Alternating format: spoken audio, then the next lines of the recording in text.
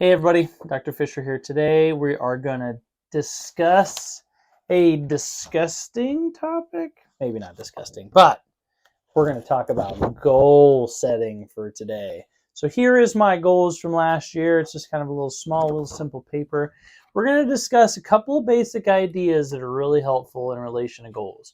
How to know where you are in relation to goals, and or if goals have really just sucked in the past and they haven't really worked for you. Maybe talk about a few things that may have kind of got you down and stalled you out in relation to goals. So let's go ahead and get started. One of the things that I really like from a baseline perspective to get started, for example, a really common one, especially at the beginning of the year, is talking about weight, or going to the gym, adding some sort of movement, those sorts of things.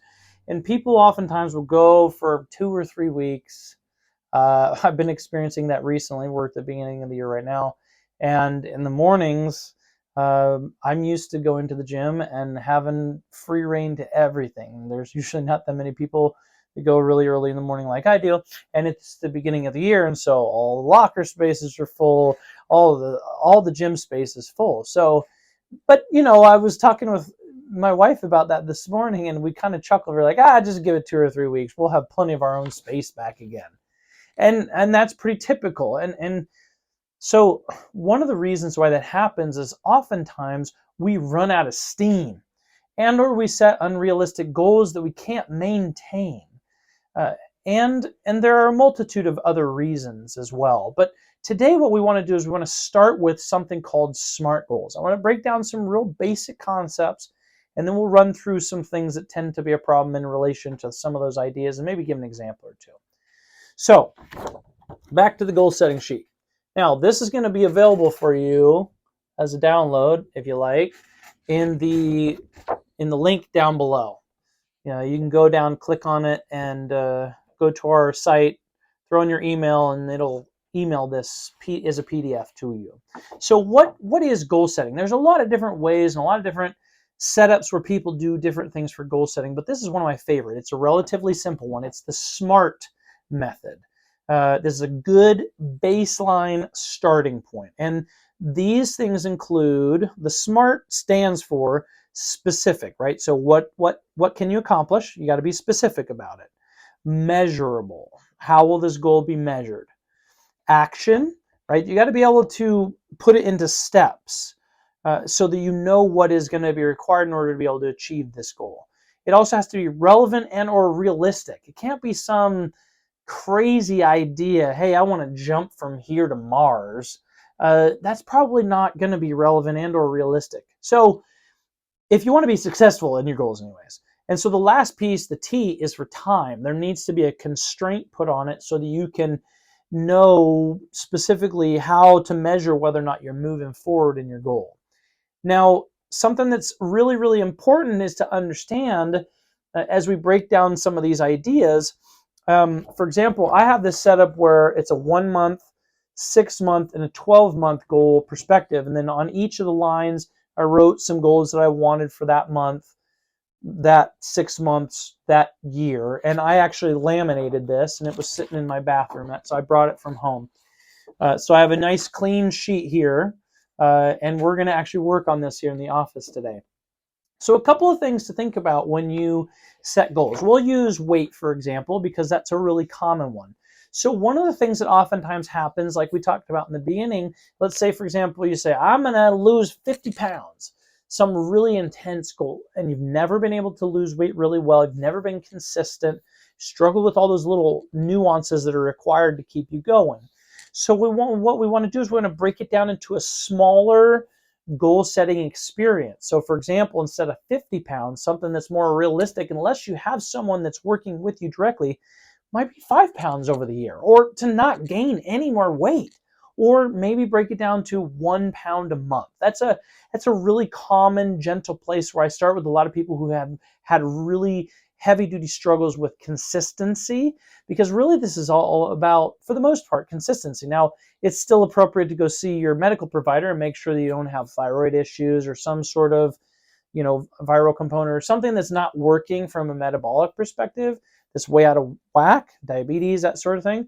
Once you've gotten those red flags taken care of, then you can start working on understanding what it means to be disciplined, what it means to actually set those goals in a realistic time frame. So talking to a friend earlier, we were talking about the idea that, lose weight's just too much.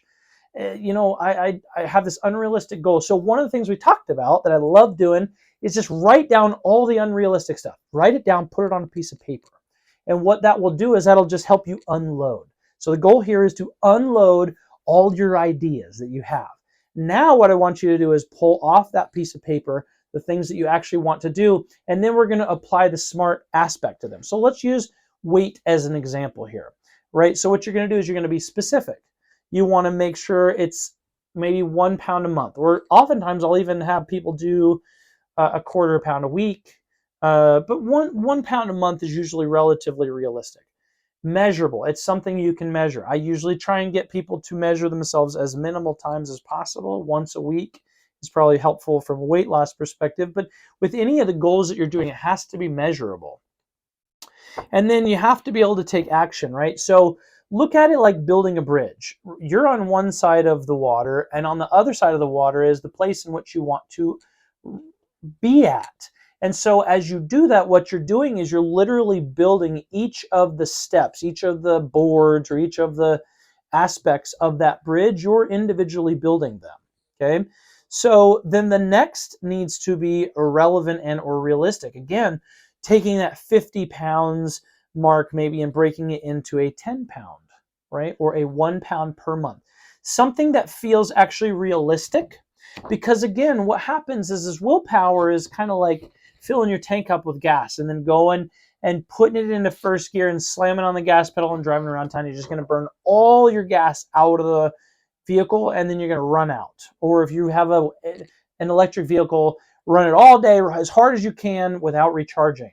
What will happen is then you'll run out of your willpower, which is one of the things that you were using to get yourself going. It has to be something that's realistic, again, and relevant, that you can accomplish, and then you need to be able to refill the tank, if you will. So then put a time frame on it. That's why I usually like to break goals down into 1 month, 3 month, 6 month, and 12 months. Specifically on this one, it's broken down to a little bit easier: 1 month, 6 month, 12 months. So you can adjust it if you need to. But it's really, really important as we move forward that no matter what time of the year it is, to understand that if you've tried to do goals in the past and you've gotten stuck on them, you probably made them too big. So what can we do to help you adjust, to make them more achievable, to make them more tolerable? Set your goals low. If you've never set goals before, it's just like trying to go run a race when you're a couch potato. Don't go run a 5K if all you ever do is sit on the couch all day. It's not good for your health. It's not good for yourself. And you're going to regret it later. So what we want to do is we want to help you say, hey, I sit on the couch a lot, or I sit for work all day long, and I'm not really active. So what's a simple step forward that I could make that would be specific? Okay, so maybe I'll go and I'll walk 2 times a week for 15 minutes or 30 minutes. So the idea here is you want to be specific in what's going to help you reach just outside of your comfort zone. You want to continuously be stretching forward all the time, just a little bit, right? So it's measurable. I can measure that I'm going or I'm not going twice a week walking. We want to make that totally doable, actionable. You can totally schedule 15 to 30 minutes twice a week to incorporate it into anything that you're doing, this actionable step of being able to walk, and you can measure it specifically. You know whether or not you're doing it or not. And generally speaking, walking is going to be an integral part of, and or an essential building block of being successful in moving forward in physical movement, if most of the time all you've done is you sat on the couch. So it's important for you to understand where you are. And once you identify where you are, what an appropriate next step would be that's going to be realistic for you. And then put a time frame on that. Like I said, I usually like to do 1 month, 6 months, 12 months, but you can kind of adjust those marks any way that you would like. So again, it's really important to understand that it does not matter the time of year. If you're not able to accomplish what you want to accomplish, first do a brain dump. Dump it all on a piece of paper. Just write it all out. And then pick from those things that you can actually accomplish. It makes a whole difference. It'll literally change your entire life if you can start making these little, small, accomplishable goals. So I want to leave you with the idea that this is also taught. One of my favorite books on this topic is Atomic Habits by James Clear, I believe is his name. So if you want to go read a full book on it, he's got a fantastic idea and laid out this idea of these small transitions in this time of year where we're talking about goal setting. So I know you can do it. I believe in you. Set those goals low so that you can have them be realistic. You've got this. Let's move forward together in your health. Find and be empowered as you set goals, as you achieve these things. And remember, the way in which we're setting goals right now is we're talking about a very, very baseline way to set goals in order to be successful with this concept and idea using SMART goals. This is Dr. Fisher signing out.